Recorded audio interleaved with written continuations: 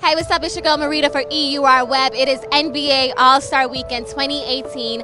I'm here at the HANAMI Awards Luncheon. Cars, culture, connection, all going to be presented today. You don't want to miss it. Stay tuned.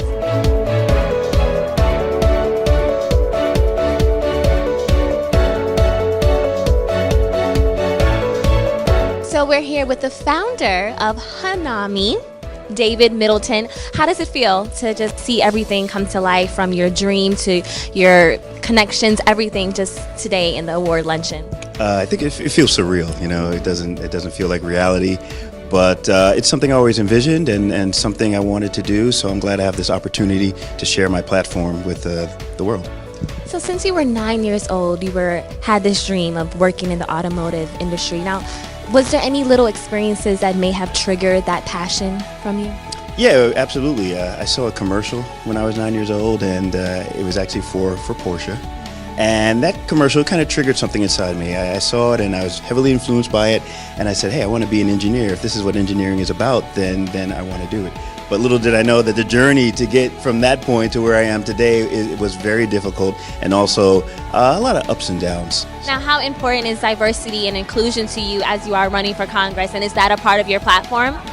It will be, because I've always supported the idea that there should be an alternative option to going to higher education. Not every student wants to go to college, but this would promote the wonderful possible professional skill that students would want upon graduating from high school, with the possibility of going into science or technology or even engineering. So this is a program that's very, very positive for women and minorities. Talk to me a little bit more about the barriers you faced while your journey and your process to really move up and advance in the automotive industry. Yeah, so I wanted to do research and development of engines at Porsche. That was my dream. And when I went to college, I told him I want to do that, and the guy looked at me a little bit crazy because you don't normally get that, like somebody with such a focus. And he said, well, study physics, you were great in high school and anybody will hire you. But that's not necessarily the case. You know, there's a huge gap between how German engineers work and how American engineers work. And I had to learn that, and I had to master that and get over that hurdle. It's also very hard. You come out of American universities with a lot of theoretical knowledge, but out of German universities and sometimes out of French universities, you have a lot of practical experience already, so you're ready to go into industry. And one goal of HANAMI is to try to bridge that gap so students are well prepared for the next step. This event is super dope. Just the whole, you know what I'm saying, HANAMI, the whole idea of what they doing, like, you know what I mean, they spreading knowledge to people. Like, whether they take the knowledge and use it, they still provide a platform to tell you the proper way to do something and how and what's happening in society, you know what I'm saying? So, like, right off the bat, I support them 100% for that. We need more people like that. If you're a young person, whether young boy, young girl, and you want to be a car designer, I want to make sure you're prepared. So when you apply to the School of Design, you know you should have a portfolio. You know, when you apply to certain schools, you know that you should have a background in this type of calculus or this type of science. So yeah, that's one of the things we try to do at HANAMI, is to bridge that gap, because for me, it was such a hard journey, but I don't want other youth to have the same, you know, hard journey that I had. So for people who may not know you, tell us something more about your music. If Raj, like, who are you as an artist and how are you making a mark in the industry? Well, I feel like I'm making a mark on the industry because I'm singing on records, but I'm also keeping my culture and the instruments from my culture and my background into the modern music that I'm making. So you're gonna hear modern records, pop beats, hip hop beats, and dance beats, but you're gonna hear an instrument in every record from my heritage, or, you know, some type of infuse of like a sound from the culture that every record has, that separates each record from the radio. So that's why I feel like my records definitely stick out. One of the big things that I'm pushing through HANAMI is to get your kids involved in karting, because there's not a huge diversity there.